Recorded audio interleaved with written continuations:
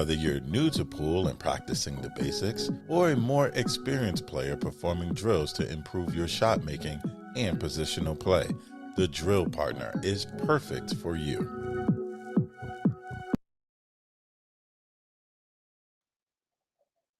Well, buddy, you've been doing this show for long enough, buddy. How are you? I'm not the one spending all my time in Philadelphia. Jesus. Philly was actually good, Mike. It was the best. It was the best expo I've been to, for sure. It was the It best looked expo I've it been to. looked like it. I thought a couple of exhibitors thought maybe the traffic was down just a little bit, but as far as excitement and involvement, all the players being there was great. Everybody hanging around the booths really made it interesting. Yeah, I thought that that was the first time in years that I was kind of watching the posts and seeing the action and thinking, man, I would love to be there. It's like you know, yeah. it's like a big reunion type of thing where you don't have, there was a tournament there, but it was mostly about the expo, right? Even for the players. Yeah. For me, I mean, the tournament was an afterthought, and the buzz really Yeah, was on the floor. I mean, the tournament is what it is. It's this year in particular, like to what you were saying, it was better from a quality of field standpoint. There were some yeah, interesting opinions about the event. Whenever I was looking on social media, as there always is with it. But for me, I mean, the star was for sure the expo, the floor, the vendors, yeah, the players who were engaging, just the brands that were out there, the brands who weren't there. It was good energy, man. And to your point, as far as the crowd, the vendors would know more because obviously they're checking it out from their number standpoint, things like yeah. that. But it looked pretty decent, Mike. I mean, even Thursday, whenever I showed up, man, I was surprised. Yeah, Like no, that the Thursday couple is that the I coasting day. the couple that I talked to said, listen, no complaints. I mean, it's always a great event. But a couple of them said, like last year, there were no lulls at all. Never got to breathe. And Yeah, this year, it seemed like to them there was a little bit more. Now, maybe more booths, having more engaging, you know, setups and/or people in the booth kept people from moving around more. yeah, But who fair. knows? Who knows? Yeah, I think that's real fair. I mean, you saw crowds all over the place, whether it was at Jay's booth, the Q-Tech booth.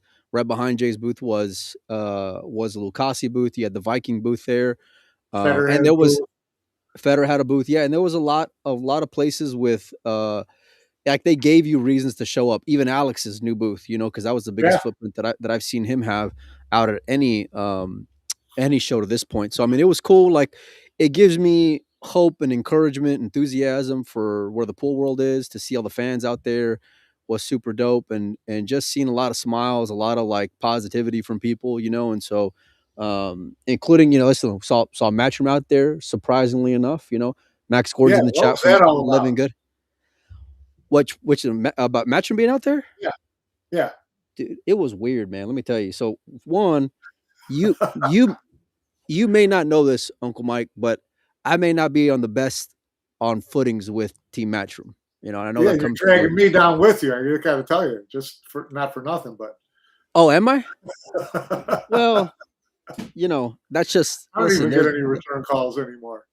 There's casualties of war, buddy. Sometimes you know what I mean. So Collateral it's just damage. yeah. It's nothing intentional though. Yeah, it was.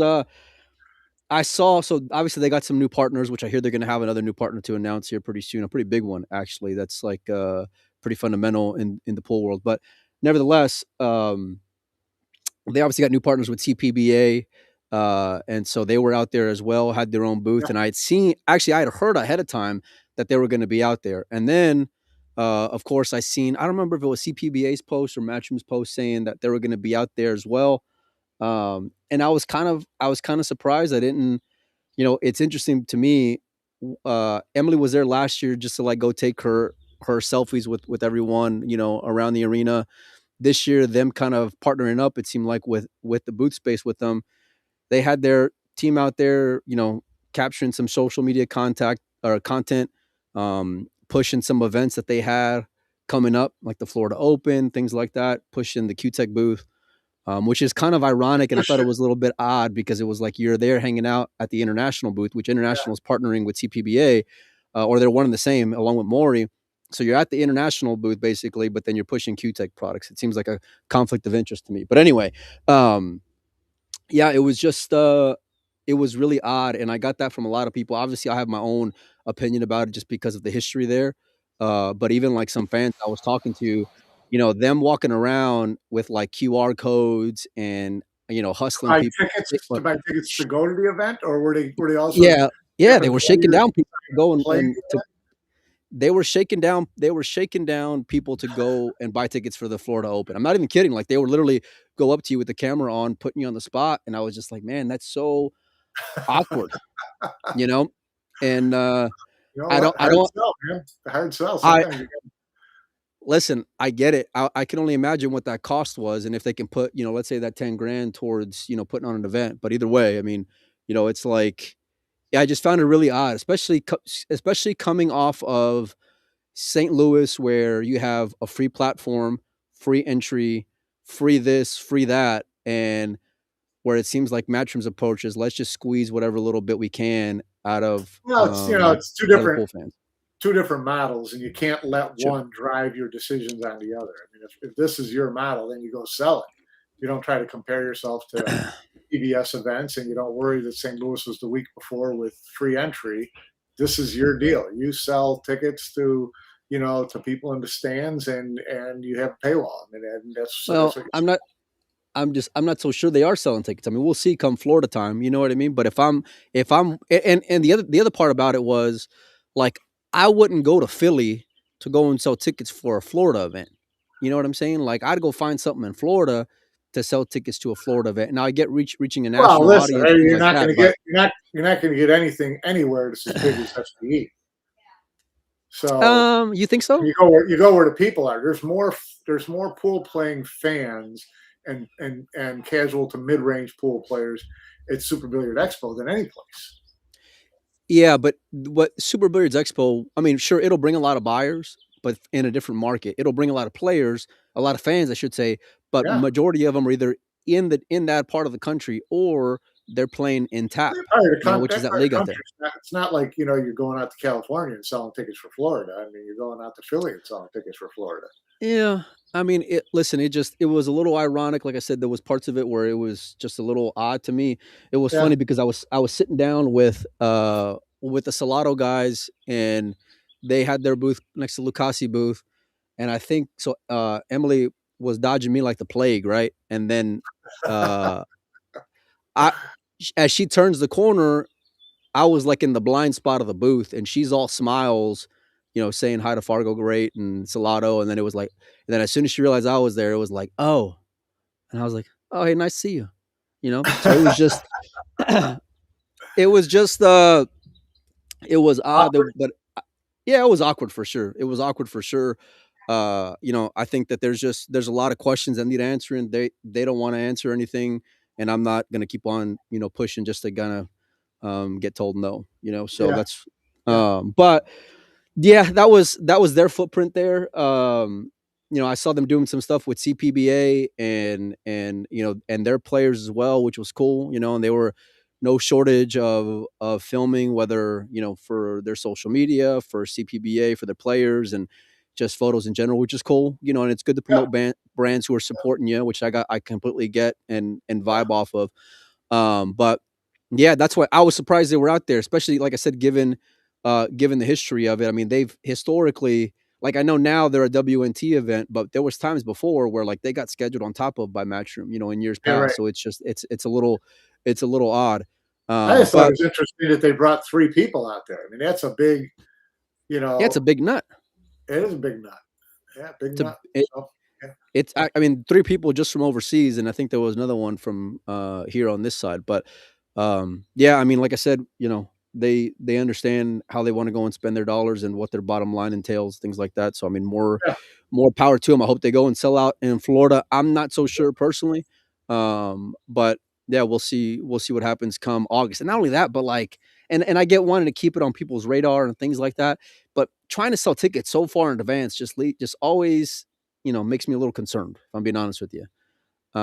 So well, yeah, and I'm not trying to be devil's advocate on everything you say, but by the same token, you know, um, we always bust on them that people have to make decisions last minute to go to one of their events, whether it's players or fans or whatever. That's fair, Mike. Now, you've got opportunity to tell people, listen, you know, you got 3 months, 4 months to get plane tickets and room reservations for Florida.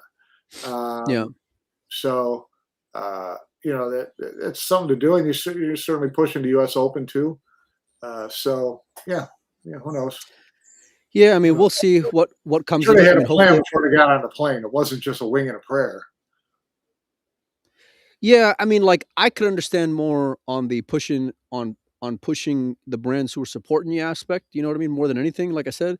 But yeah, I mean, trying to hustle tickets, it just seems a little, a little odd. And there was no shortage of branding, no shortage of like, we're here, come look at us, come hang out. And so, but they were just one of many. They weren't more prominent than the other. There wasn't a whole lot of Yeah, like wow factor there. The stars of the show were all the booths collectively. You know what I mean? All the vendors there collectively, and it was cool seeing a good mix of whether you're looking and there's like this everyone tries to recreate the wheel, right, and has all these new branded products, but it's the same old thing. There was very few things that I thought were really innovative and a new twist on things. yeah, But the ones that were there, I was certainly glad I was there to be able to check it out in person. I love seeing the custom cue makers. I love yeah, seeing some of these companies come from overseas, and so yeah, it was just good, man. It was good. Thursday was dope. Friday was busier than Thursday. Saturday was like, I feel like the crowd ended earlier, but like the hammer time, the 11 to 6 time was solid, and so, um, but Sunday is going to be Sunday. Everyone's just looking to break down and get the hell out of there. You know what I mean? So, yeah, um, but I get it, man. I get it. And yeah, it was a lot of fun, Mike, like genuinely. And I saw, it was funny because I had like an early morning flight on yesterday morning, like at 2 a.m. I was flying out of Philly, or I had to go to the airport to fly out of Philly. And so I'm there at the hotel waiting for Oscar and Des to pick me up because we were going to ride together to the airport. And in walks Alan Jr. at like 3 a.m.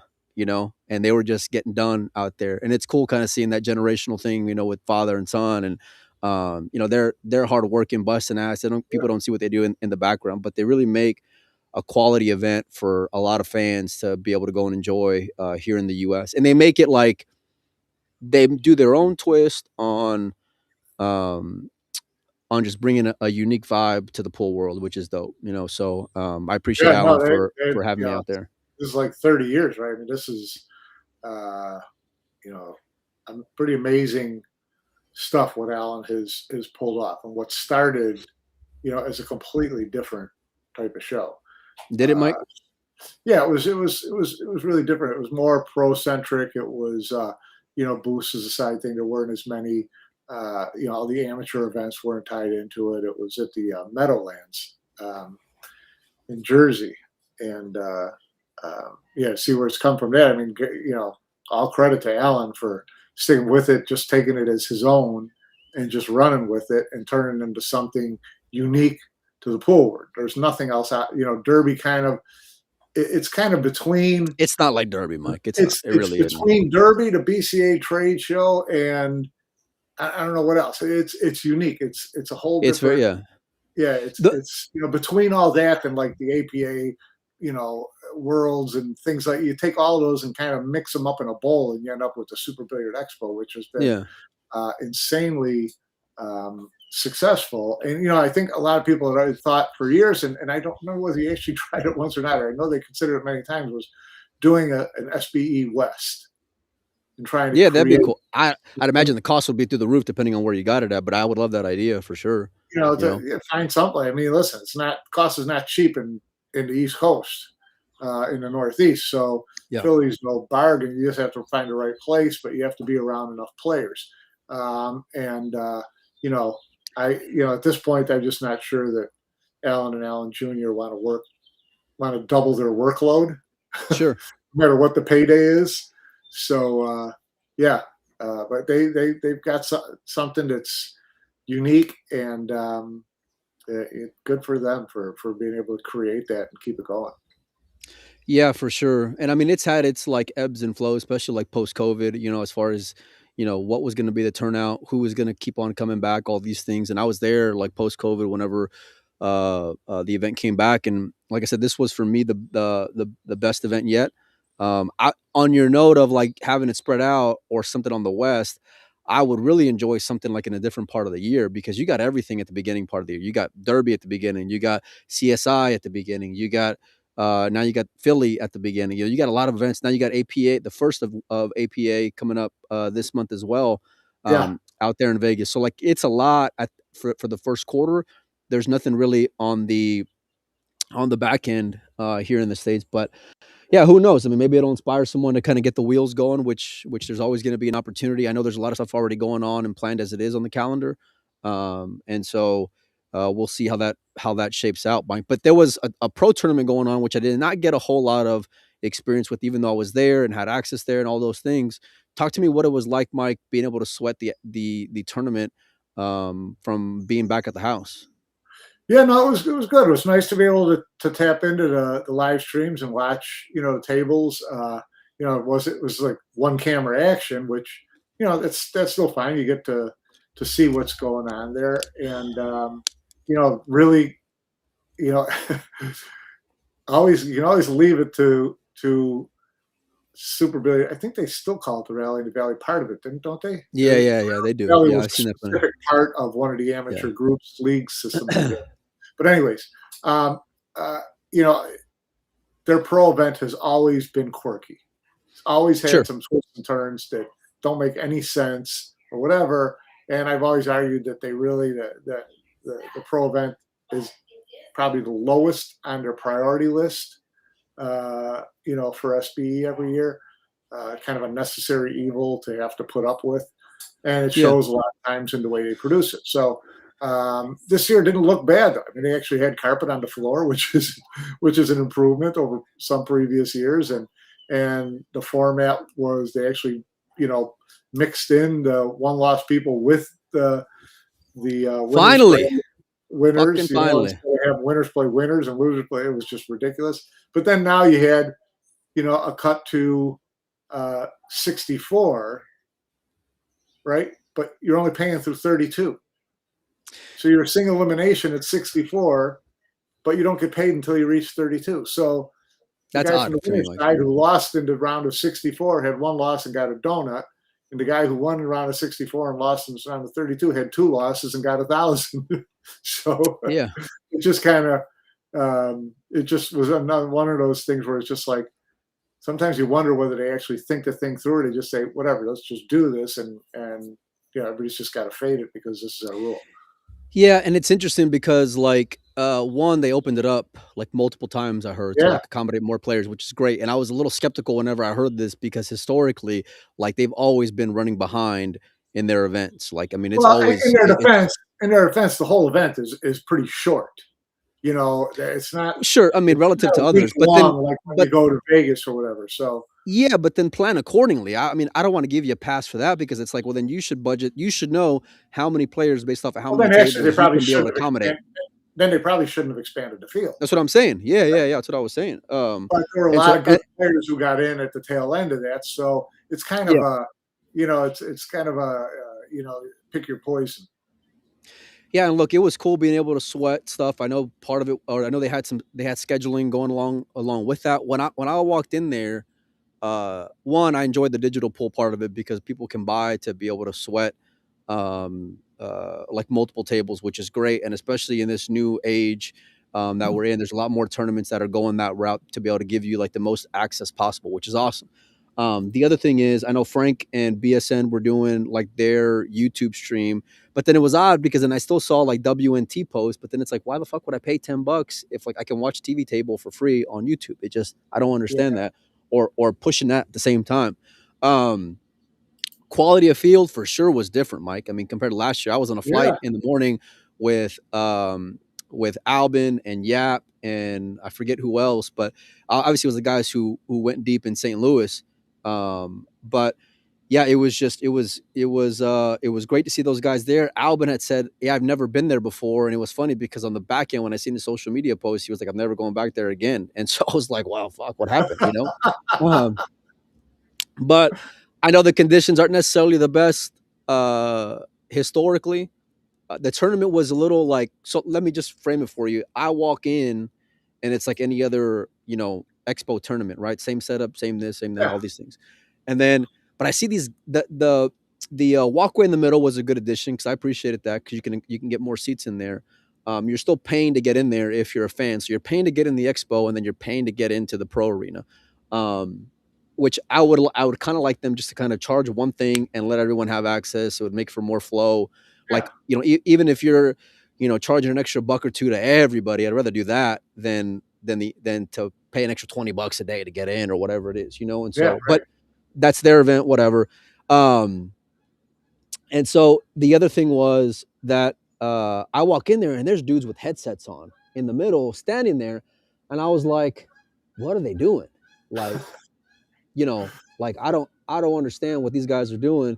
Come to find out, which I learned at the end of the day, talking at the end of the event, talking with the tournament director, they were what they called spotters. And spotters are when they see a table being finished, they tell the tournament director the table 13's open, whatever. But in my head, I'm like, you have digital pull for that because they're keeping live scoring. And once they reach the threshold, it automatically sends a signal to the tournament director that this table's open. So then you can call the next match. And I'm assuming these guys were getting paid. And if they were, listen, good for them for getting some money. But I mean, goddamn, there wasn't a better use of resources for that because the electronically it tells you don't have to have a guy there on his feet for 13 hours a They may day have just, letting yeah, you know. who knows? They may have just thought when they opened up to 178, they're really going to have to hustle people in and out.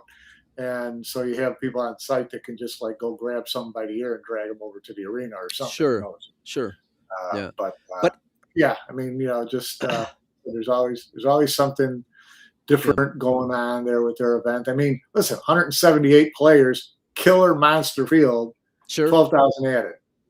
sure. Okay, I mean, that's you okay. know, It is what it is. It is I what it tell you is. what, I could have give me an extra day there. I could have shaken down another 5 grand from vendors that were out there. You know what I mean? Just from walking around the floor. I mean, Um, that said, the payout distribution for the top 32 seemed to be pretty decent. I, Uh, I'm with but, you though, but Mike, and I saw that's Rodney's. based on 32, and you went from 128 to 170 something. Mike, So but you don't bring back 64 and then only pay 32 because I saw right, Rodney's post and I was listen, like, yo, that's the believe strangest me, I thing. know. Like, We go through this. We go through this every year, trying to figure out the logic behind some of the stuff that goes on at the Pro Players Championship. And I've always told players, go there at your own risk because you're going to go there and you're probably going to think, it's kind of, uh, you know, that's busting your weird. chops, Mike. Yeah, I keep ducking the expo. I I went to, don't get believe me, I've been to more expos than Darren Appleton has been to. I stopped going after a while. I It's a little long for a couple of days. I just got back from St. Louis. look, I don't get the not paying out part till 32. For me, and I've had this conversation with whenever I first started doing tournaments with Dez. I remember my very first tournament, Mike, to run a tournament was 184 players at the Brendan Crockett one year, and you know I didn't realize how many players that was. And even whenever we were there at like 2 in the morning, I was like, "Yo, let's just go home. Bring these guys back tomorrow." And she was like, "I don't want to bring guys back tomorrow unless they're getting paid, and I got to get down to people who are getting paid." And Right? I was like, Yeah. "Okay, I Yeah. understand that philosophy now, but at the time I didn't. But it's like, man, for an event that's been doing that shit for so long, and Yeah. it was just like I said, but there's whether you want to call it character or you want to have a different name for it, whatever, to each their own. It's interesting to say the least. But Mike, what I was happy about was seeing my boy Victor come up with the dub. And Yeah. by the way, the Polish, we've been saying it for a long time. They're here, and they Jeez. they came even deeper this year. And there was Three some out dudes that I didn't even know who they were, Mike, and those guys Yeah, were going three deep. out of the final four, and you got Lopatko and you know who's the other final four guy? I can't Feliciano was remember. the only non-Polish guy, wasn't he? And then Yeah. Dominic, right? Was his name? Oh Jatra? yeah, Was that yeah, his name? Jack. Yeah, Yeah, yeah, Jackstrom. yeah, yeah. So yeah, I mean those are your two other Polish players in the final four. Meanwhile, you had Martial, you had The usual Fortunski, suspects. you had all these other players. Um, One thing I got so so Jakob, he was wearing one of those gold Polish jerseys with the number on the back and his name on the back. And I Yeah. saw Shevchuk playing in Poland with the same jersey. What's with the Polish guys and numbers on their back? They think they're Let soccer players or what? let them be, man. Should everyone buying the number 8 Kobe jersey, the number 24 Kobe jersey. Let them be. I dig it. It was different color choice than what I'm used to seeing the Poles in for sure. Actually, the Polish Yeah, usually look like the way you're dressed right now, Mike, in the red and white. that's That's how right. they usually Yeah, end up coming out Got the Polish Eagle on rocking. there, and yeah, So I'll tell you a funny story. When I was in St. Louis, there was a couple of guys that I wanted to see what they were about, and they were both Polish guys. And well, actually, one of them was a Polish guy, and it was that Dominic guy. And the reason being is because he reminded me a lot of what Arsini was last year when I was following a tournament and a couple tournaments, just seeing him like chop down big names, big names, big yeah, names. And I yeah, was like, I don't know who this dude is. So anyway, I ended up going down there and seeing him play an 8-ball match against Arsini, ironically enough, and saw maybe about a handful of racks. Was really impressed. His execution was great. Tight windows, great cue ball, really poised, very deliberate player. Had this good mix of like the boring Polish style, but that's fundamentally sound. But also being able to deliver a decent big shot when he needed to. And this was like in single elimination. And it was funny because that day I was sitting down there, and when I finally got to sweat some matches in St. Louis, and Oscar texted me, and he was like, "Hey, you know who that Umberto guy is from Poland?" He's like, I might be able to set up a game with him playing for like 10 grand." And I was like, Oscar, I'll be real honest with you. I couldn't point that motherfucker out in the lineup, man. I couldn't point him out in the crowd right now. I had no idea who he was, Mike. Until that event in St. Louis. Same thing with that Dominic guy. yeah, And but I tell you what, it just further gives me more respect for those guys and as a unit what they are, because they play great pool, Mike. I yeah. mean, They do. really Man, great I don't pool. know what's And in the water over there, but they've yeah, been cleaning up. yeah. I mean, it's just it really amazed me what they were able to do. Um, Obviously Victor coming off of St. Louis, so he is in the final four of St. Louis, which is always great. We talked about him being able to And snap off won the doubles. and won the doubles. Mike, I mean, talk about a heater. Yeah. That's a pretty good But 2 weeks for the I kid. texted him after the final here. I said, "Congratulations, nice trip to the U.S. You might want to think about moving over here." He said, Hey, "Might be a little too early for that." look, we'll gladly adopt him. I can tell you that because he's a good kid, and I'm a big fan of Victor personally. I'm a big fan of his game. Seeing him snap off Expo, while it's not the biggest event on earth, he certainly got through a really tough field. I Yeah, was really happy for him, Mike, and just not for the Expo in general, but then of course for the couple of weeks that he had out here in yeah, the U.S. yeah. for sure. Great. Yeah, Yeah. good to see him playing well.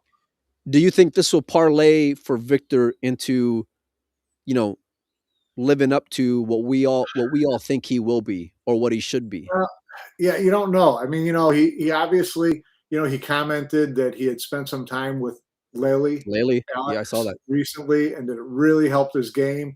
He was really down at the end of last year. I know he also went back to a wood shaft.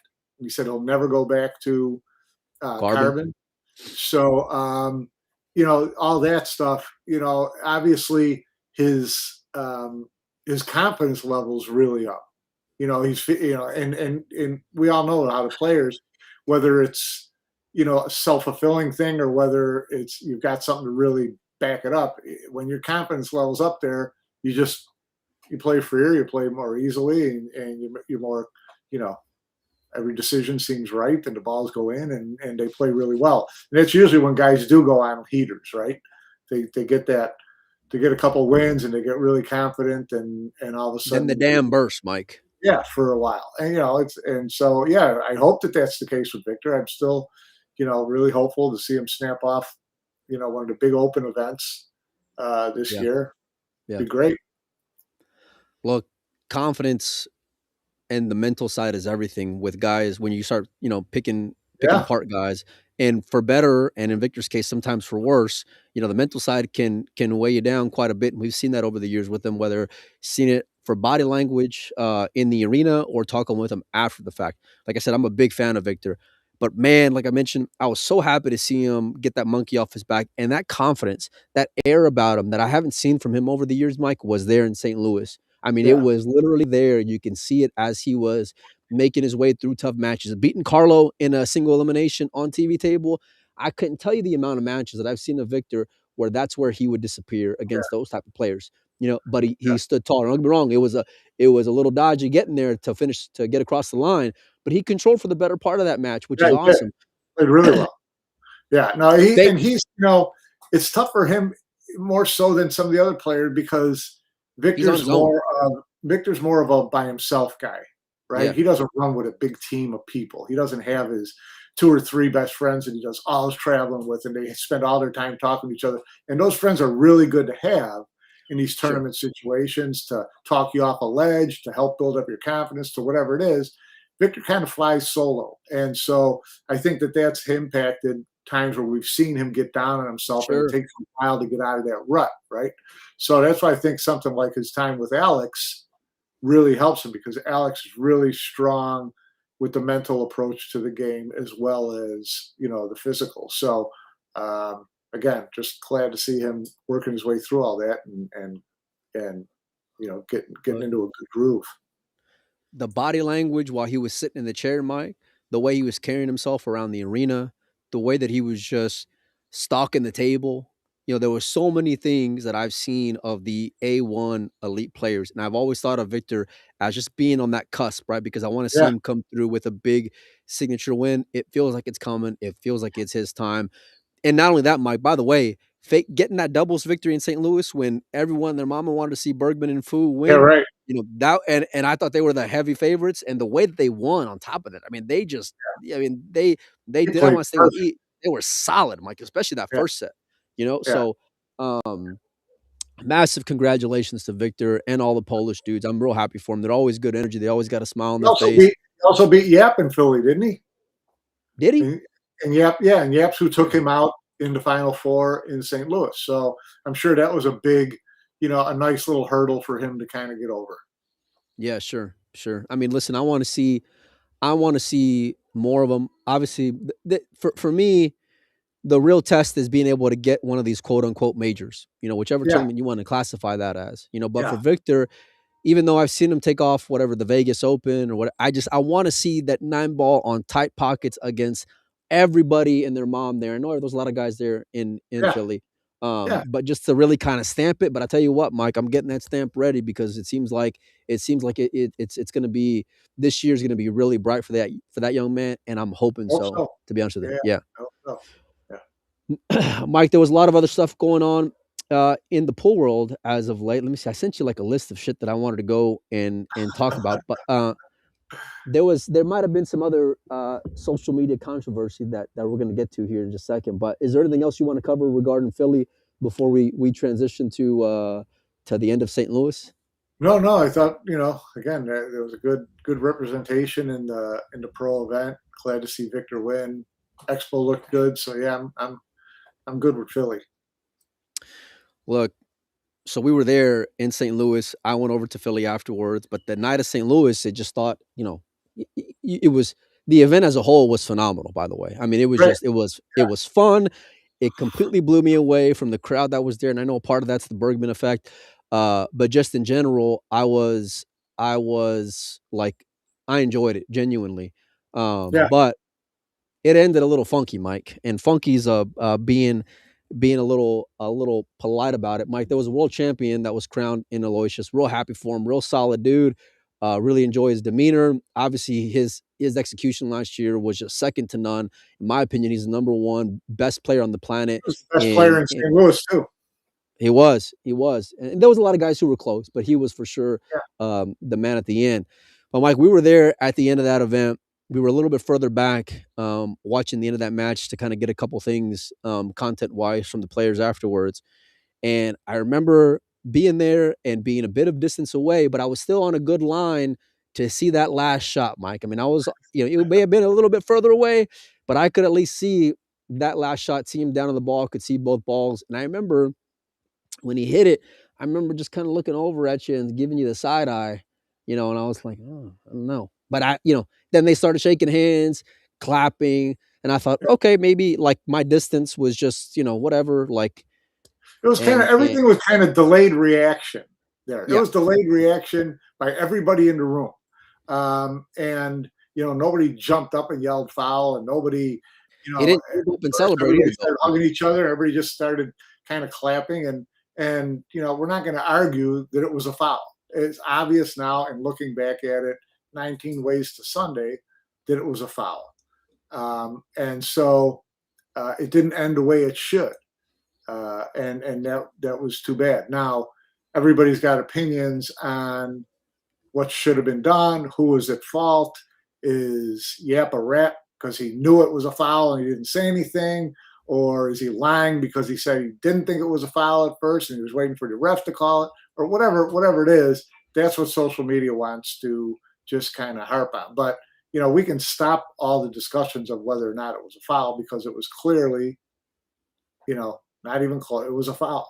Dave Alcitor came out with, a really good piece yesterday on his website, which really analyzed it, showed video and showed all the different angles and ball paths and things like that. And so if you watch that, you're like, yeah, there's virtually no way that it was not a foul. So let's just put that aside. That's what it is. So how do we want to approach the rest of what happened? Well, let me ask you. Look, before we get into all this, like, I hated the fact that this is how it ended. I hated the fact that that was that dude's first world championship, and all anyone's talking about is this. But nevertheless, this is where we're at. Right.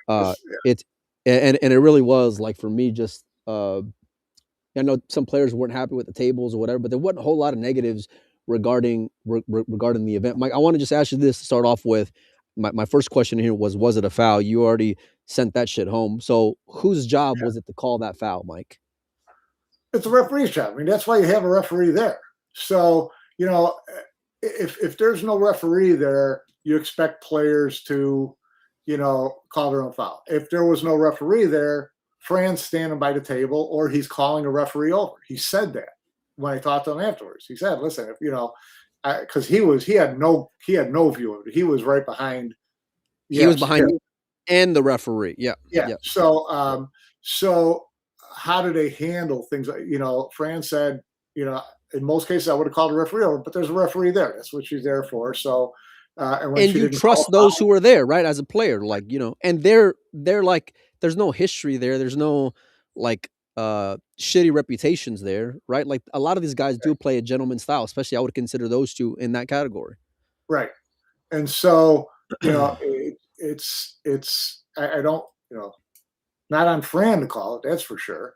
That's why you have a referee there, right? Now, should Yap call it on himself? If he, I try to put myself in a position of, I got 9 million things going through my head right now, trying to make the shot, win the world championship. How do I hit this? How do I hit that? See the 8-ball go in. If he thought it was pretty close. I mean, the cue ball path is what gives it away, right? But the hit itself was pretty damn close. So if I'm the player, I'm not jumping up and going, oh, fuck, I fouled. I probably would have gotten up and said, the referee didn't say anything. If you wanted to be as magnanimous as you could, you would say to the ref, you probably need to look at that, right? That would be the one thing. As Yap, you're saying is what you're. Yes, that would be one thing that you could do, is say, because, if you don't know 100% for sure because of everything that was going on in the moment, and he said he paused at the end, everybody said, oh, you could tell by the look on his face. Well, he insisted that the ref didn't say anything. Nobody said anything. Nobody cheered, whatever. And part of him for a minute thought, is the tournament over, or is the race longer, or whatever? He said a lot was going through his mind. Which I believe. Some people wanted to call him a liar on that. That's fine. You call him whatever you want. I can't get there personally. I prefer to, be naive and find out later that I was wrong than to be cynical and find out later that was wrong. You know what I mean? So, So and he doesn't have a history of doing, this kind of shit, but he's going to point back to the U.S. Open where his that's what I've been Q-tip hearing. Yeah. touched the 9-ball. But I mean, I watched that in super slow motion. I would not have known how the hell a player knows that the 9-ball got touched in it. But anyways, that's a different story. But Look, long and short of it, I'm buying that he's not on the hook for jumping up and yelling foul on himself at that point. He looked at the referee. The referee doesn't call anything. You let it go. He could have said, that was really close. Are you sure? And then the referee could have decided to take a look at it or not, or just say, no, that's my call, and it's over, and it's over. That, referees, that's what they're there for. So if you're going to look at everything on instant replay, don't have the referee. If anything's close, just hit the shot and then call a timeout. We'll look at it on TV. Every sport has referees. They all make errors. There's no sport. I like the idea of guys being really honest when it's really obvious. Sure. But there's no other sport that does that. I mean, they say golf, but I mean, the officials aren't hovering over every shot in golf. So if you have an official over the table there, that's their job. Let them make the call. So from that side of it, I don't have a real problem. It's too bad. He even said later, in a second interview, he don't want to win that way. So there's a little tarnish on it for him too, as far as being able to celebrate properly. He didn't want that. He doesn't want that. No. So, if you're Fran, they talked. Fran said in New Jersey, but he didn't say what they talked about, or he didn't want to get into it. That's fine. I appreciate that and totally respect that. I heard he was honest. About how he felt about it, which good for him. Good for Fran. Who, Fran? Yeah, that's what I heard. I heard that he was Well, what was he honest? What was he honest about? Like I don't know the specifics, but I'm assuming it was that he thought it was a foul and he didn't appreciate. Yeah, no, I don't. There's no doubt that he thought it was a foul. Yeah. Does he hold it against Yap, or is he? I think a lot of players do, Mike. I think a lot of look. Listen, we were so, like I mentioned to start this conversation, we were there, right? And I had a pretty good line on the ball. Obviously, I wasn't as close as the referee, wasn't as close as Yap, wasn't as close as those people who were standing in front of me. But it did look a little funky. Now, to your point about, everything going on in the moment, that's a real deal thing. Adrenaline, emotions, the uncertainty of it, all those things I completely buy and get, and it makes sense. It's a fucking world championship winning ball. Yeah. Yeah. And his first world championship at that.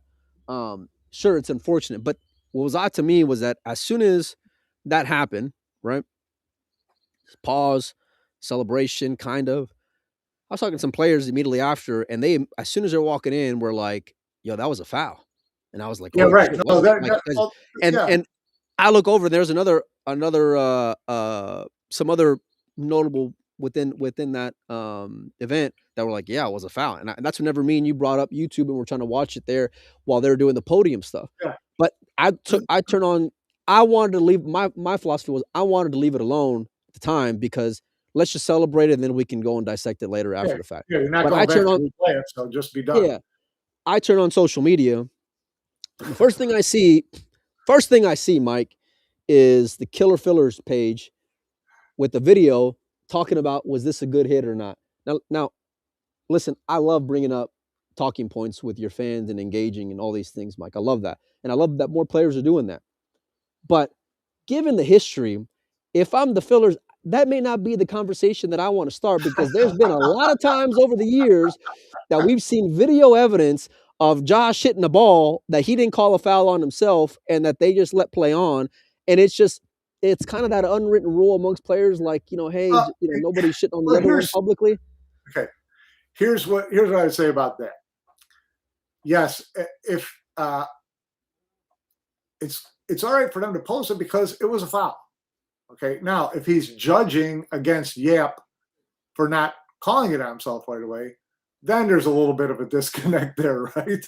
Because and part of my point is that if Josh told you, okay, I look back at that match people are talking about, and yeah, it does look like I fouled, but I didn't think I fouled at the time. Are you going to call him a liar? And that's the whole thing. It's everybody's got this thing where all players, they have to know that their cue touched the ball. They have to know that the ball hit this one first. They have to know that so anybody who ever argued or acted like who shot John when someone called a foul on him, come on, was a man, liar. come on, Is that what you're saying? That everybody was a liar who said that they didn't, and so I'm saying just you have to treat everybody the same way. Yeah, look, I found that at worst to be a little ironic, and especially given how like there's been plenty of guys, and Josh is one of them, where like when that shit happens, they take the worst of it, and then they end up, like hiding away about certain things. You know what I mean? But then in reality, they don't want to own up to it in the moment, neither. But then calling somebody else out is like, God damn, really? Like that's what you're gonna do? And don't get me wrong, I love players having opinions.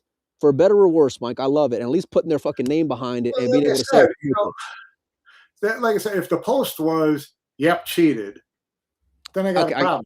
If the post from the Steelers is, was this or wasn't it a foul, doesn't matter who they're talking about or what the situation was or whatever. It was a key part in the game, and they're going to throw it out there. Was this a foul? So it wasn't accusatory. It was just, they was teeing it up for the spike, Mike, is what it was. They were setting that shit up about as good as it can be. Yeah. Look, got a lot of action. Oh, it got a lot of action, buddy. I mean, I haven't seen. Listen, I love talking points in sports, and you see it in every single sport, every Monday, Tuesday, Wednesday, Thursday on any sports talk show regarding after an NBA game, after an NFL game, after everything. Sometimes and even in games with a lot more money and a lot more technology, you'll still have these things that go and happen. And our sport's not above that. And this whole gentleman's philosophy of that's how you should play the game. Look, I'd rather not be cynical in the moment, like you said, and give the guy the benefit of the doubt. And don't get me wrong, having interacted with Yap over the years, I'd imagine you wish you could take it back. I'd imagine you wish you could handle it differently. Yeah, I imagine does. You wish, at that point, I think he would roll the dice on Fran getting that game and breaking and see if he still wins. Mike, do they have challenges there at PBS on TV table? Do you know? I don't know if they do or not. That's a really good question. I don't know if they do or not. So, and like I said, Fran was not in any position to challenge. The referee, a couple of things on the referee. I thought she was really in a bad spot. She wasn't. What do you mean? Like physically or like figuratively on social media? No, physically in a bad spot. I didn't think she was really nearly close enough to see what was clearly going to be a close hit. And then she didn't make any, thing after that. So that said, all this social media stuff about how pool referees suck and they shouldn't, no ref, every sport, even the sports where refs get paid a fair amount of money, they make mistakes. They're out of position. They miss a call. Things like that happen. So, from that standpoint, get off her back. Should she improve going forward? Should she have learned something from this? Yeah, for sure. But, it's not an inept referee. Look, I've seen good calls. I've seen bad calls. I've seen missed calls. I've seen calls in big moments look the other way. And this is just from other sports, Mike. And I remember one year in particular, it was like a playoff game with the Saints. And it was just like this real egregious pass interference when they were like, fourth and like whatever, you know what I mean? In the red zone, and that was for the playoffs, Mike, you know what I mean? And so, listen, pool's not above shit like that be happening. Well, the referee, you're only talked about in the worst spots. And it's kind of brutal that this is like where, like, that this is where it comes up getting talked about. But that's kind of part of the job to some degree as well, being able to, in the moment, maybe she was like, and was unsure and didn't want to be the one to say, even though that's your job to be the one to say, like that was a foul whenever you weren't 100% sure, but you're in that spot because you have to, for better or worse, be able to make that call. And I get nobody wants to make that call on a world championship ball and then be wrong, but I'd rather be wrong in the moment and go back to a review versus look the other way, and then all this should happen after the fact. Now, I'm sure there's a lot of parties involved that wish they could handle things differently. Yeah, at this point, I mean, obviously it is what it is because the event's over, done with. Yap's an 8-ball world champion. And by the way, listen, I'm of the team. I saw that a lot of that match, Mike. I don't think Fran was coming back. The score was 10-4. Who knows what would have happened. But I want to ask you this: do you think that it would have changed the outcome, given where they were at in that I'm match? the odds are probably not, but I'm not going to say it couldn't. I mean, we've seen, we saw Carlo run the set out. In that match, Fran was breaking dry left and right. A lot. Okay, so a lot. Yeah. If they call that foul, it's 9-5. He's got to break and run 5 times. Well, listen, not hell with that. All you got to do is win 2, and at 9-7, it's a whole new game. 9-7 is the heat's on, the pressure's on, all these things. You're still the one breaking every game. Yep was done breaking. It was winner break. Yep was never going to break again. So it was up to Fran to break and win all those racks. Could he do it? Sure. Likely, not really. But not the way that match was going. There's no guarantees on any of it. So it's kind of, I don't even like going there with the conversation because it's a brutal side of it because you never know. And weirder things have happened in pool and in sports in general. So like he could have, unlikely, but he very well could have. And listen, Fran's an 8-ball world champion in his own right. So certainly he can figure out. And he's done it on those tables, by the way, as well, to the other side of that conversation that I'm having right now. Look, it was the conversations are fair because of being able to watch it after the fact. Yeah. And so Yap's got to live with that. But at the same time, like I can also give that benefit of the doubt of saying, listen, maybe he wasn't 100%. He waited to kind of see what was going to happen. It didn't happen. So then he just, enjoyed winning his first world championship. I think that at the very least, there ought to be some kind of like, hey, let's have one kind of challenge per match, if nothing else, one official one where you can, whether you're protesting or whatever, because immediately after, when they're doing the thing, like when they're celebrating all these things, like Fran was very much made aware after the fact that it was pretty much a foul. You know what I mean? Like not soon thereafter. And that was a big match, Mike. I mean, it wasn't a $10,000 difference. That was a fucking 40,000. That was big money. Big difference. Yeah. No, that's challenges. I think if there was a challenge in there, maybe Fran's not sitting back where he's sitting watching the shot because you can't challenge unless you've got an opinion. The referee's not going to challenge it for you. And you don't know whether you can tell the referee at that point, if you're indecisive, go to the replay. You hate to put the celebration on pause because you need to go check a replay, but you have to try to look at different options of what would have made that go better.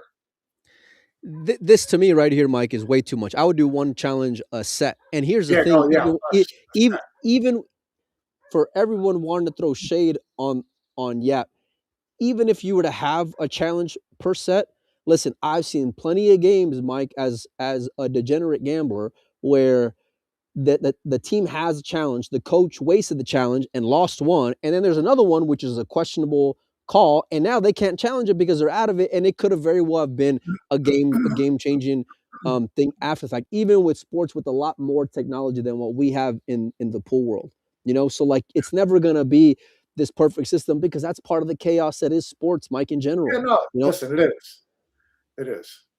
So again, I'll come back to it. The only thing that bugs me about this whole thing are the sanctimonious comments about, he knew and he didn't call it. Okay, because every player knows where the cue ball goes. Every player knows whether his tip touched something. Every player knows whether the shaft of his cue touched something. Every player knows, that they're either liars or they call it on themselves. And that's the part that bothers me. And it's not just about Aloysius because we all like him and he is a nice guy. I hate when they do that to all the players all the time. It's just always this inference that it's always this cynical approach, and we get it all the time, and that's what bothers me. Look, I think that's just part of the give and take, or the just the beauty and the misery that is social media. Look, at the end of the day, I'm real happy Yap won, and I think he was the best player out there. And I think he is the best player on the earth, for that matter. I don't think he's the best all around player because he don't play one pocket or banks, but he's the best rotation player or other A ball, I guess in this case as well. But even A ball is real gaffy and it could have gone the other way anytime. But I'm happy for him. I'm glad he got his world championship, and I'm really impressed with Fran for making it to the final, but Yeah. there was a lot of cleaner games in there where Yap was just not going to be denied, in my opinion. The other thing, especially in the moment, that made me think that maybe there wasn't a foul from being there live was that he never really seemed too concerned about it, and so he didn't try to break it up or whatever. So there was like that part of it kind of got into my psyche as well in that Well, spot then, as I was watching live. like I said, I saw Dr. Dave's video, and he made the shot legally several times in a row. There was a way to make that shot legally, and pocket it. And that's where you could see the different cue ball pass. So, I'm sure he knew, going into it that there was, he could have made that legally. And if he thought he did or didn't thought he didn't, he says he thought he did. I'm going with that. Nobody wants to win like that, especially it's especially in a world championship type match. And I get it wasn't Hill, and I've seen that argument. Well, it was only this. I get it, but like No, nobody wants to win like that. Nobody wants that kind of cloud over which that kid has a lot of promise, a lot of promise and a lot of potential. And he's already living up to a lot of it and has been for the last 8-10 years, yeah. But like that kind of, it sucks that that's the cloud. Either way, he's a great player. To me, he's a fucking Yeah, world champion. and we all know that 6 months from now, the cloud's not there. It goes away. No one's going to say, no one's going to talk next year about how it should have had an asterisk. No one's talking about last year's U.S. Open like it should have had an asterisk. So, it's in the moment, and it'll go away, and he'll just be able to celebrate his world championship. Look, even whenever we first were there and we had a pretty good indication that it was a foul whenever we first saw the footage. Yeah. Even I wasn't 100% sure. And there's plenty of games in the moment. I mean, obviously after the fact's different because you got all the slow mode and all. I get it, but even being able to bring up what their live feed was in a minute after was still a little. Was it? What? And I've seen plenty of things where watching it on TV in different sports, like, oh, it went out of bounds off that guy, but there's got to be this irrefutable evidence. I don't know if it would have gone one way or the other, or changed rather in the moment, Mike. You know what I mean? The evidence here for people who really know the game and the cue ball path is this like Dr. Dave is cue ball path, right? Yeah. Yeah. So, but that's again, you look at the shot video and it's pretty damn close. So, do you think, I mean, obviously he's an aware young man. He's got a social media presence. How do you think he responds to this with his play on the table and things like that, Mike? I think that he knows that he owes an explanation to Fran about what he really was thinking at the time, which I think they talked about. And that's pretty much it. He doesn't owe me shit. And so I don't look at him as dodging it, because that for a guy like that, if whatever he puts out there, it ain't gonna be good enough. It's gonna get twisted. It's gonna get ragged down by half the people. That's how people are gonna take it anyway. You never did it, right? Right. So if I'm him, which is unfortunate, I just move on. I talk to Fran. I talk to any other player, any contemporary that wants to talk to me about it, and I tell them what I think and what I really feel. And if they want to believe me, fine. If they don't, no big deal. Move on. But do I go on social media? Not a chance in the world. There's no upside. Look, I was a fan of him yesterday. I'm a fan of him today. I'm going to be a fan of him tomorrow. That's just the way that I'm going to go and take it. I enjoy watching him play all games personally, and I'm going to continue to. I still got the utmost respect for him, as I do a ton of players. Even talking shit like bringing up the fielders comparison at the beginning. I still got a lot of respect for them as well. And shit happens, and it's a part of all sports, and that's just the way that I take it. You never know if you're a friend. It's kind of shitty winning a world championship and having that be the discussion. If you're to me, it kind of it'll balance itself out. At the end of the day, the record books will be what they will be, Mike. So, and this is cool. On the note though of the event itself, listen, I loved the World 8-Ball. It was nothing was off limits. Nothing was off from happening. I mean, anything that could happen would happen, including a perfect set. Like, it had it all for me, Mike, and I really thoroughly enjoyed watching that event. The fans there in St. Louis were just class and fun and enjoying it and having energy and clapping and celebrating and just all these things, Mike. They had fans with signs out there, you name it. It was really cool. I enjoyed St. Louis quite a bit, and I would gladly go back there next year, if I'm being honest with you. So does the perfect set mean you like winner's break in 8-Ball?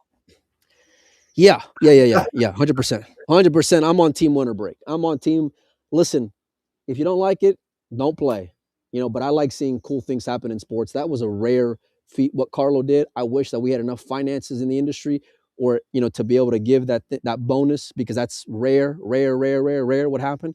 Even though 8-Ball would probably be the most likely of games that it would happen in. But yeah, I still thought it was dope, man. Give the guy an extra 10 grand if for winning that or whatever, because that's just I like that better than what was that thing that Matchroom did, which I enjoyed in the moment with that Robbie one. Wasn't it like the most breaking runs or whatever?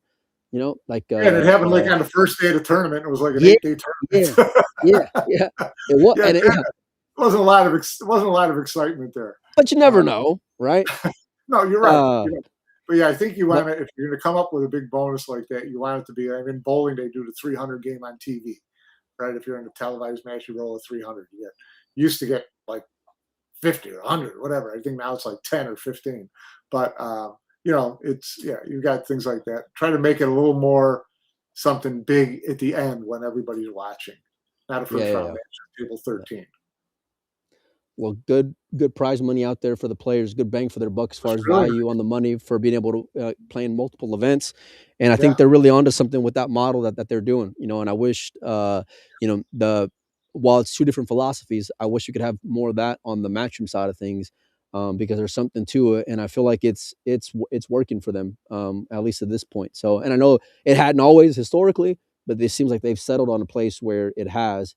And I'm excited to see. They've got a really good formula going right now, and it seems like all the players are pretty much accepting of it and behind it, and just kind of rolling with it. Whether it's races to 4, winner breaks, loser, whatever, they're just going with it. It's good opportunities, nicely run events, and good payouts. So the players are, it took a couple of years, but they're on board. For sure. Anyhow, Mike, I'm gonna get out of here because I'm gonna go and get some lunch. You got anything else? Yeah, you need some sunscreen, bro. Dude, am I getting red? Because I've been here under the sun for a minute. Am I? Starting to light up, man. Am I? All right. Let me get the hell out of here. I'm heading inside, gonna pack up. You guys enjoy the rest of your day. I'm gonna be doing a lot more shows coming up as well. Got a lot of fun stuff coming up. I gotta give away some free product as well, Uncle Mike. So I gotta decide, or we gotta figure out a way to do that. So keep your notifications on. We got more stuff coming up in the coming days. Appreciate every single person I saw out there in Philly and in St. Louis. There was a ton of fans out there, which was great. That appreciate the stuff we got going on. And so I'm genuinely thankful and appreciative of that as well. So anyhow, go enjoy the rest of your day, Mike, and we'll see all you guys and gals a little bit later. All right. All right, now let me see if I can end this thing. My computer might be a little hot right now.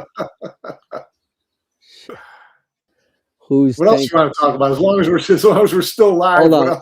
Yeah, we're still live, even though I'm hitting the end stream button. Oh, hold on.